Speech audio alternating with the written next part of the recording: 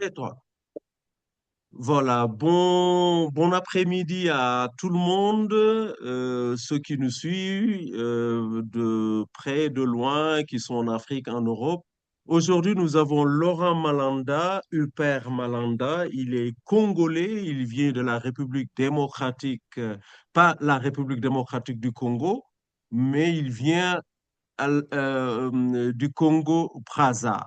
Donc, il est lauréat, il est très connu dans le monde poétique, dans l'univers poétique, pour avoir publié pas mal d'ouvrages, mais aussi il a été récipiendaire du prix international Léopold Sédar Senghor, à deux reprises d'ailleurs. Donc aujourd'hui, c'est un honneur de recevoir notre poète, mais permettez-moi, avant de commencer, donc euh, d'expliquer pourquoi on est là et pourquoi justement on organise ce genre de débat en ligne. Parce que la francophonie n'est pas seulement une langue, mais c'est aussi un lien qui unit des peuples différents avec des histoires et des traditions uniques dans un dialogue continu. Donc, nous concevons en fait la francophonie comme ce pont qui traverse les frontières géographiques, culturelles et sociales, permettant à chaque voix d'être entendue et respectée. Et justement, dans un monde de plus en plus interconnecté, la francophonie représente une opportunité de partage, de croissance réciproque et de défense de la diversité culturelle, et elle nous invite à réfléchir sur notre place dans un contexte global, à renouveler notre engagement pour la solidarité et l'inclusion. Elle n'est pas seulement un héritage historique, mais un présent vivant, un avenir à construire ensemble. Et voilà pourquoi Lecture du Monde aujourd'hui reçoit Malanda, les Écritures du Monde, Poésie, Pensée et Dialogue, et Huper Malanda va nous parler d'un thème important. Le monde est une équation à résoudre par le poème. Et voilà la poésie qui joue un rôle déterminant, un rôle important. C'est vrai que c'est un genre littéraire très complexe parce qu'il nous faut une bonne maîtrise de la rhétorique, des figures du style. Mais ce n'est pas seulement la rhétorique dans la poésie, mais comme on le sait, la poésie, c'est aussi l'aspect thématique. On parle de paix, nos pères ont parlé de la négritude. Aujourd'hui, les Africains ont aussi d'autres idées peut-être.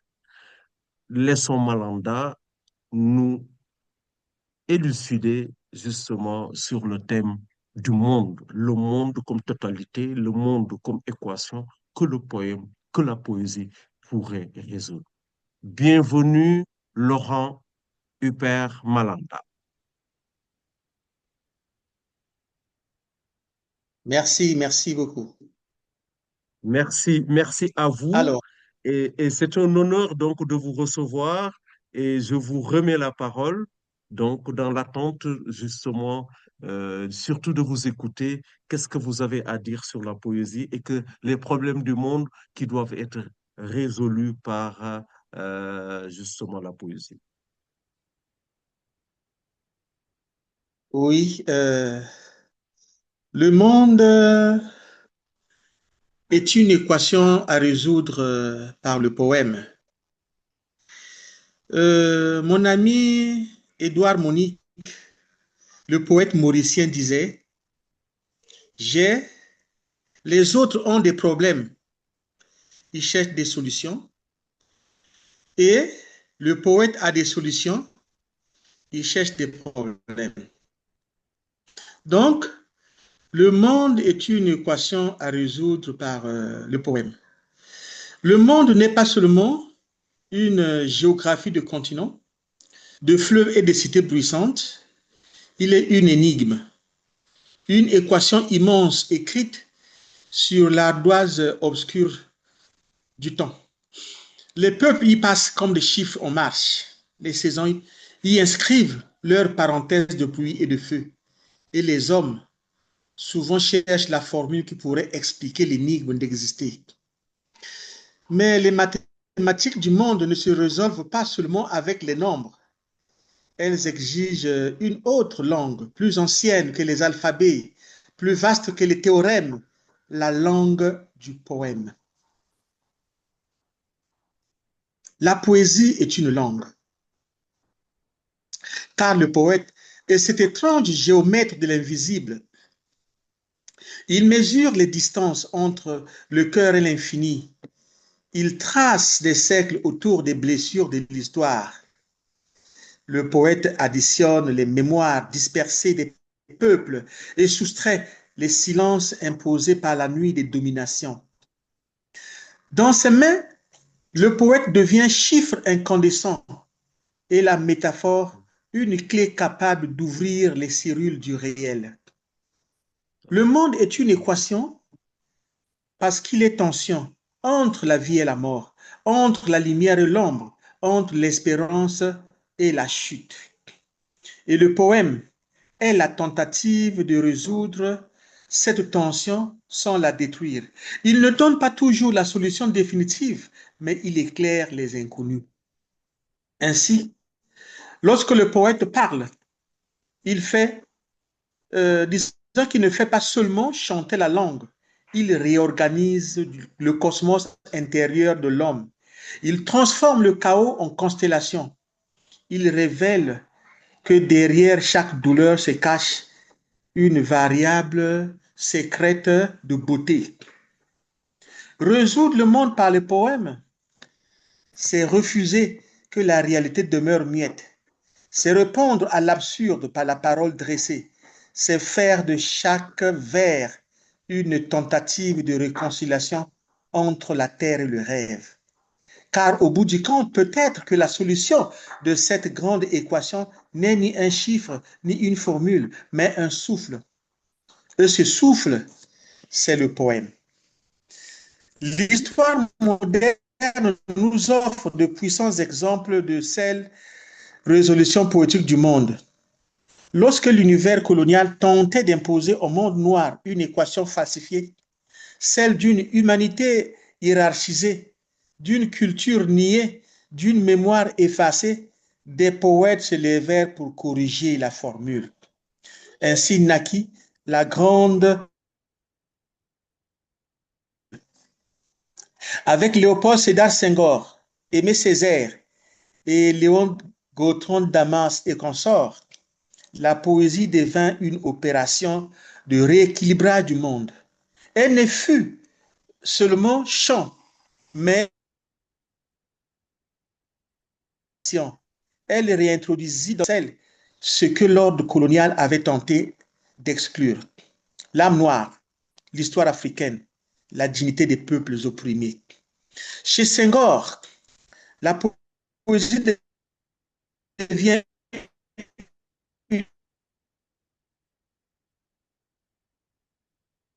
l'émotion est nègre, comme la raison est hélène. Non pour opposer les peuples, l'humanité est vaste. L'humanité est un vaste orchestre où chaque culture apporte sa note essentielle. Sa poésie restaura dans le monde la valeur du rythme africain, du mythe et de la mémoire ancestrale. Chez Aimé Césaire,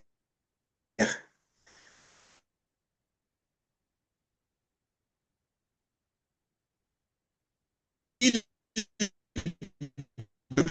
brisa l'équation coloniale, réduisit l'homme noir à une périphérie de l'histoire.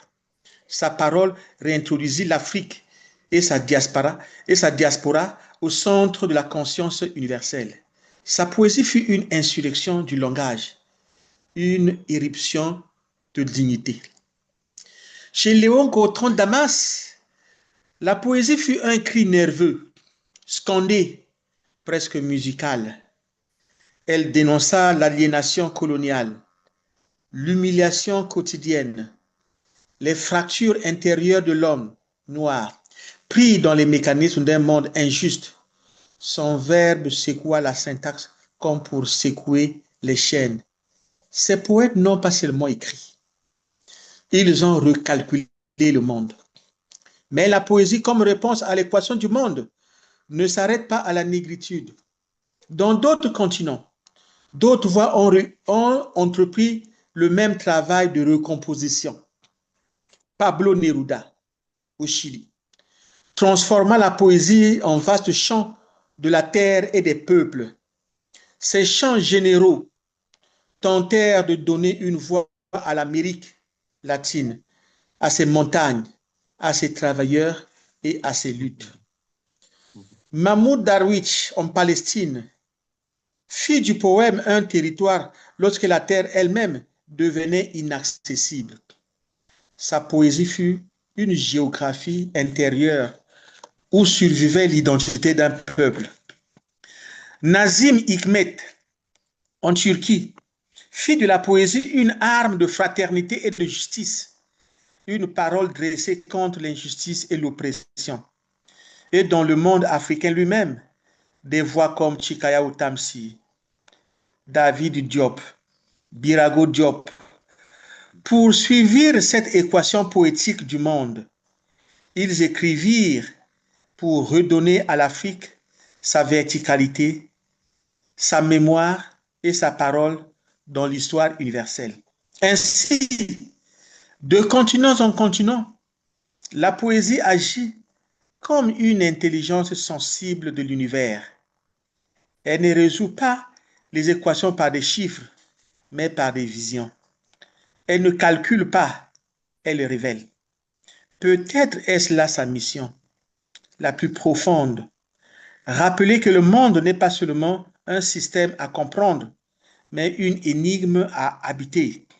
Et que, face à cette énigme, l'humanité possède depuis toujours un instrument prodigieux, la parole poétique. Car lorsque les nombres échouent à expliquer la vie, le poème, lui, continue de chercher la solution. Et je termine en disant, en revenant sur Édouard Monique, qui disait, comme je l'ai dit tantôt, l'homme commun cherche des solutions et le poète a des solutions, il cherche des problèmes. Merci, cher monsieur Tidiane. Merci bien, Huppert. En fait, j'ai noté sur votre relation, surtout les créations symboliques. Il y a tellement de nuances et même du point de vue rhétorique. C'est des images vraiment euh, très fortes, hein. Nous devons habiter le monde et dans la même veine d'idées. Habiter le monde signifie aussi, à travers votre relation, habiter surtout la poésie. Et le poème devient en fait ce passage important pour interpréter ou même réinterpréter le monde. Et je m'explique mieux. Vous avez cité pas mal d'auteurs, de Damas Césaire, le Chilien, tous ces noms, ces fameux noms qui ont en fait laissé, surtout à travers leur parcours, des témoignages forts dans le monde poétique. Et aujourd'hui, qu'en est-il réellement de, euh, de l'art poétique? Nous, en tant que poètes, pour résoudre les équations du monde, comme la paix. Aujourd'hui, nous avons vu il y a des bombardements en Iran, il y a la guerre en Iran, il y a eu quelques problèmes, par exemple, au Venezuela. Quel est le rôle du poète à résoudre ces problèmes aujourd'hui, réellement? Et je parle de l'ère contemporaine. Parce que aussi, c'est important, comme le disait Aliou Diop, et souvent, je le cite. Nous sommes témoins de notre époque et que nous devons lutter pour une cause noble. Et quand on lutte pour une cause noble, à travers la poésie, c'est très difficile parce que c'est vrai qu'il y a tellement de poètes, mais il n'y a pas beaucoup de lecteurs. Parce que des fois, c'est très difficile de déchiffrer le poème, de comprendre en fait le message du poète. Maintenant, à travers le titre de votre relation, que l'équation du monde sera résolue par le poète, par le poème, alors Qu'est-ce que vous en dites réellement aujourd'hui? Upper Malanda, comment il affronte sa poésie? Pour écrire aujourd'hui, comment vous vous inspirez? Parce que je pense que c'est important, hein, de, de, de résoudre aussi ce genre de problème, parce que vous êtes un exemple, hein, c'est l'icône de la poésie congolaise. Aujourd'hui, on ne peut pas parler de la poésie congolaise sans vous citer. Vous êtes membre de la Société des poètes français. Vous êtes récipiendaire au niveau de la francophonie des prix célèbres. Qu'est-ce que vous laissez à cette jeune génération? Parce que vous pouvez même les inspirer. Et je pense que là, c'est important, parce que quand vous m'avez proposé d'écrire, de relationner sur ça, la première idée qui m'est venue, c'était ça. Upper Malanda devrait donner donc, offrir des conseils justement aux jeunes poètes congolais, aux jeunes poètes africains. Vous avez la parole.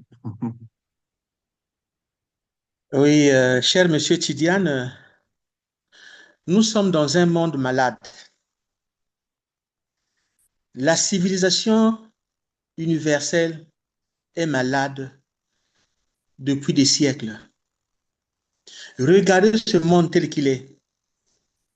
La conception de la violence, l'invention de la mort. La civilisation aujourd'hui ne fait que l'éloge de l'immoralité.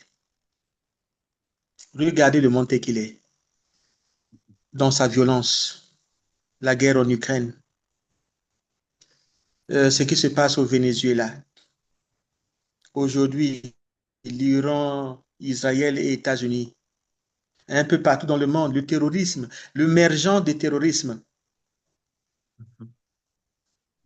au Mali, au Burkina Faso, au Niger,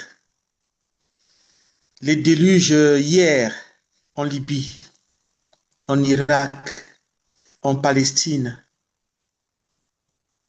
en Érythrée, Boko Haram à côté au Cameroun, et la guerre, cette expression de violence qui est remontée à la surface de la vie africaine avec la RDC, la République du Congo démocratique. La mort à huis clos, la mort dont on ne parle pas. Et le poète, face à tous ces déluges, ne doit pas se taire. Le poète doit dire non. Être poète, c'est refuser la déraison. Être poète, c'est refuser l'émergence, la notoriété de l'animal. L'homme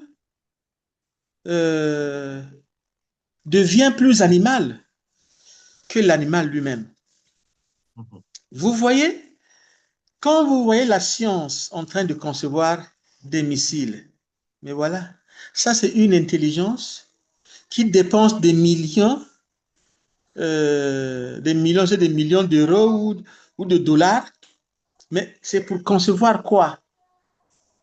En quoi cela est-il intéressant dans l'émergence du monde? Non, on est en train de concevoir la mort. On est en train d'inventer la mort. Bon sang, quelle est cette intelligence qui ne pense qu'à inventer la mort? Comment? Comment on peut inventer la mort à tout moment? Vous avez des politiques qui ne pensent qu'à la violence. Vous avez des gouvernements qui ne pensent qu'à la violence, qui ne pensent qu'à la construction de la mort. La mort est devenue un chantier. Le poète ne doit pas se taire.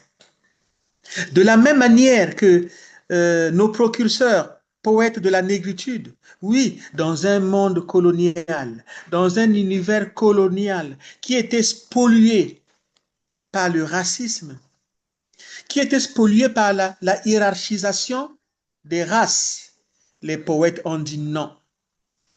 Aimé Césaire, Senghor et consorts ont dit non. Ça ne doit pas se passer comme ça.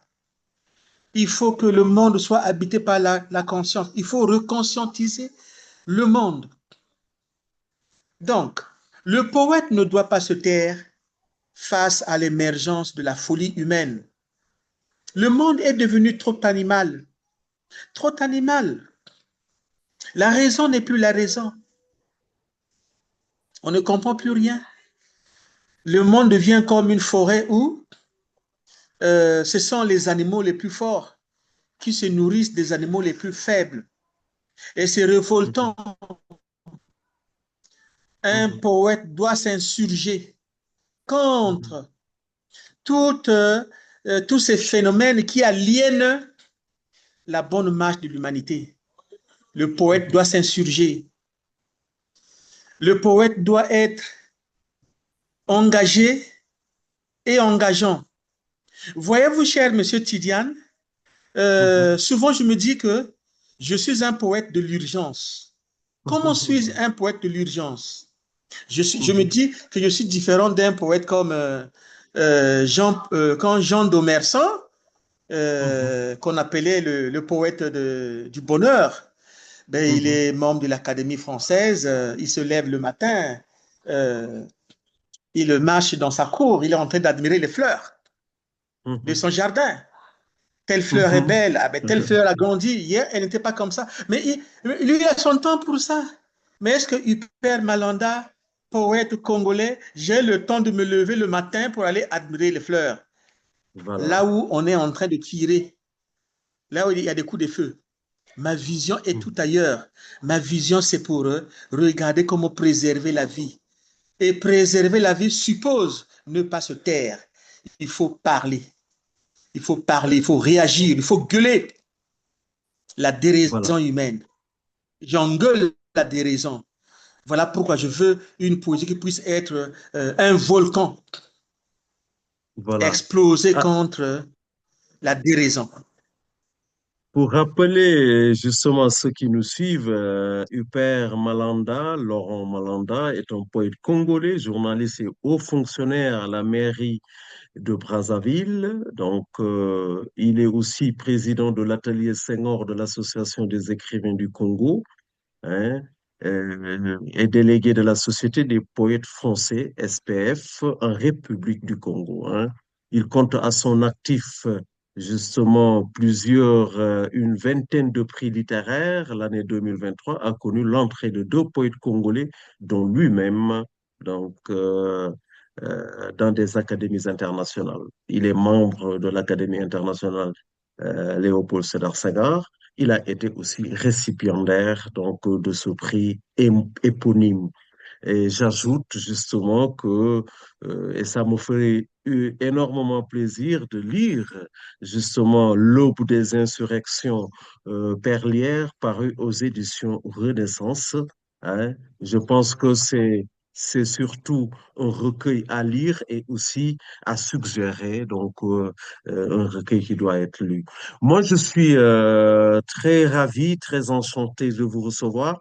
Je pense que être poète de l'urgence, c'est répondre surtout à la philosophie poétique aussi de Léopold Sédar Senghor. Senghor nous a appris la philosophie de l'action, la poésie de l'action, de même que Césaire. D'ailleurs, le mouvement de la négritude se reposait sur l'action. On le sait tous, Senghor, quand il a opté, il a choisi donc de retourner chez lui à Dakar, au Sénégal, pour gouverner le pays. Ce qu'il a fait, c'était la poésie de l'action. Donc, à travers 20 ans qu'il a gouverné le Sénégal, il a mis sur piste, ou bien une politique culturelle vraiment très importante, hein. Comme on le sait, il a créé l'art dramatique, le Théâtre national Daniel Sorano. Il a mis sur pied les maisons, ce qu'on appelle l'artisanat aujourd'hui. Il a mis surtout l'esprit cartésien au service d'une politique culturelle parce que il savait que on ne peut pas concevoir une politique réelle sans ne pas passer à travers la culture, d'où sa fameuse citation. Donc, la culture devient le point de départ comme le début comme la fin de tout processus de développement. Je pense que c'est important. Mais on sait aussi que nous devons répondre à des thématiques urgentes. Le monde a besoin de paix et sans la paix, on ne peut pas construire une politique digne de son nom. Et pour répondre aux droits naturels, pour répondre aux droits civils, pour répondre aux droits sociaux, je pense que c'est important surtout le rôle de l'écrivain, le rôle du poète. Donc c'est quoi? C'est dénoncer, en même temps c'est proposer. Et ce qui se passe aujourd'hui, je pense que dans le monde, devrait nous inspirer, nous-mêmes, poètes africains, à penser surtout au destin et aux destinées de notre continent. Le continent, Senghor a fait son époque, Césaire a fait son époque, Lumumba a fait son époque, Tchikao Tamsé a fait son époque. C'est nous qui devrons aujourd'hui écrire les plus belles pages de l'histoire de l'Afrique. Et je pense qu'à travers votre relation, vous l'avez dit, il nous manque, c'est malheureux, 5 minutes. Je pense que si vous avez quelque chose aussi à ajouter. La poésie. Mhm, Euh, nous sommes les acteurs de la francophonie. Construire une civilisation de l'universel, comme le disait Léopold Sédar Senghor, mhm, créer cette cohésion entre les peuples. Évidemment, une cohésion entre les peuples est les fondements même d'un monde de paix. D'un mhm. monde de paix. Aujourd'hui, si la planète brûle, c'est parce que les consciences ne sont pas habitées par la paix, la violence. Et nous, en tant que poètes, nous avons vraiment du pain sur la planche, réagir, parler, dire non, foncièrement non, réagir, donner une réponse à la violence qui pousse ça et là sur la planète Terre. Le monde est malade, la civilisation est malade et nous, les poètes, devons nous imposer comme étant des médecins qui apportent des remèdes thérapeutiques, des médecins qui apportent une thérapeutique de la survie universelle, guérir le monde par les mots. Parce que le monde est une équation à résoudre par le poème. Voilà. Merci pour ceux qui nous suivent de près, de loin, de l'Afrique, de l'Italie, de la France, partout. Et je pense que prochainement, nous aurons une invitée tunisienne, hein, pour parler aussi de la poésie, parce que c'est surtout l'Afrique qui y gagne, hein, à travers l'Académie internationale Léopold Sédar Senghor, qui reçoit chaque mois un poète africain pour parler surtout du devenir de notre continent. La francophonie, on est unis à travers cette langue française. Voilà. Un de ses penseurs, c'était Léopold Sédar Senghor, qui avait rêvé d'une francophonie des peuples, une francophonie qui ne soit pas seulement linguistique, mais culturelle, sociale et surtout humaine. Et ce rêve est devenu un engagement qui nous appelle tous, aujourd'hui, plus que jamais, à suivre le chemin de la solidarité, le chemin de la rencontre, le chemin de la compréhension mutuelle. Et que les rencontres que nous vivons aujourd'hui, même virtuelles, s'inscrivent justement dans cette direction. Donc, je pense que main dans la main, en tant que communauté mondiale, pour avancer ensemble et favoriser le dialogue entre les peuples. Comme vous l'avez dit, Malanda. Plus que jamais, aujourd'hui, la francophonie est un appel à la responsabilité, à la paix et à l'union des peuples, une richesse que nous devons préserver et transmettre aux générations futures. Dans chaque rencontre, dans chaque échange, il y a la possibilité de construire des ponts et d'abattre des murs et de redécouvrir la richesse d'un monde qui parle plusieurs langues, mais qui rêve d'une même harmonie. Merci, Malanda, et à la prochaine. Merci, cher monsieur Tidiane, merci. Merci bien. Merci bien.